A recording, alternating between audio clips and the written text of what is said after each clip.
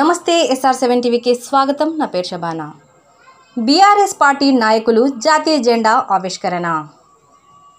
భద్రాద్రి కొత్తగూడెం జిల్లా చెర్ల మండలంలో స్వతంత్ర దినోత్సవ వేడుకలు ఘనంగా నిర్వహించారు. ఇందులో భాగంగా పాత చెర్ల గాంధీ బొమ్మ సెంటర్లో గల జాతీయ పతాకాన్ని బీఆర్ఎస్ పార్టీ నాయకులు కార్యకర్తలు భారత జాతీయ జెండాను ఆవిష్కరించి జాతీయ నాయకులను స్మరించుకున్నారు.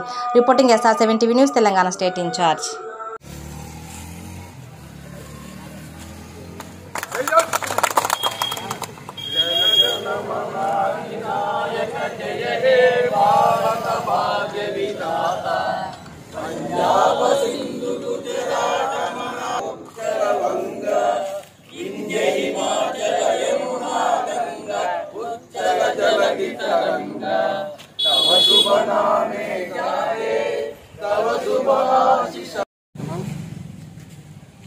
ఇక్కడ పాతశాలలో గాంధీ విగ్రహం పెట్టి పూర్వీకులు ఇప్పుడు దాదాపు 70-80 సంవత్సరాలు అవుతుంది.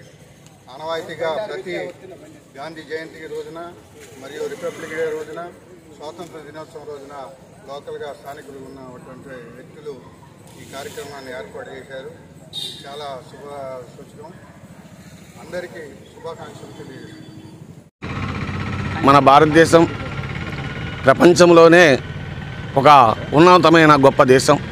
జనాభాలో కానీ, సంస్కృత సాంప్రదాయాల్లో కానీ, విస్తరణలో కానీ చాలా గొప్ప దేశం. మన దేశాన్ని అనేక మంది రాజులు పరిపాలించారు.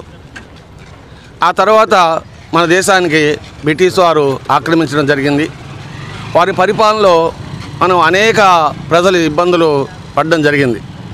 దాన్ని భరించలేక ఆనాడు 1857లో మొట్టమొదటిగా సిపాయి తిరుగుబాటు రావడం జరిగింది.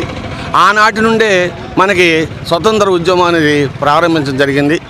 ఈ స్వతంత్రం రావడంలో మహాత్మా గాంధీ, నెహ్రూ గారు, సర్దార్ వల్లభాయ్ పటేలు, సుభాష్ చంద్రబోస్, భగత్ సింగ్, అల్లూరి సీతారామరాజు, అనేక మంది మహానుభావులు, యోధులందరూ కూడా వారి యొక్క ప్రాణాలు అర్పించి మనకి 1947లో ఆగస్టు 15న స్వతంత్రం రావడానికి వారు కారకులు.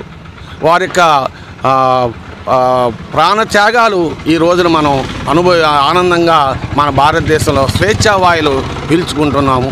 వారిని కూడా ప్రతి స్వతంత్ర దినోత్సవం మనం గుర్తించుకోవాల్సిన అవసరం ఎంతైనా ఉంది.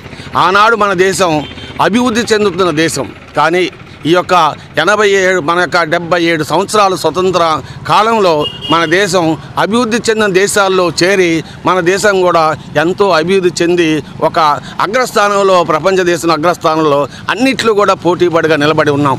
కాబట్టి ఇంత గొప్ప దేశంలో ఉన్న మనం అందరం కూడా గర్వించదగ్గవాళ్ళం.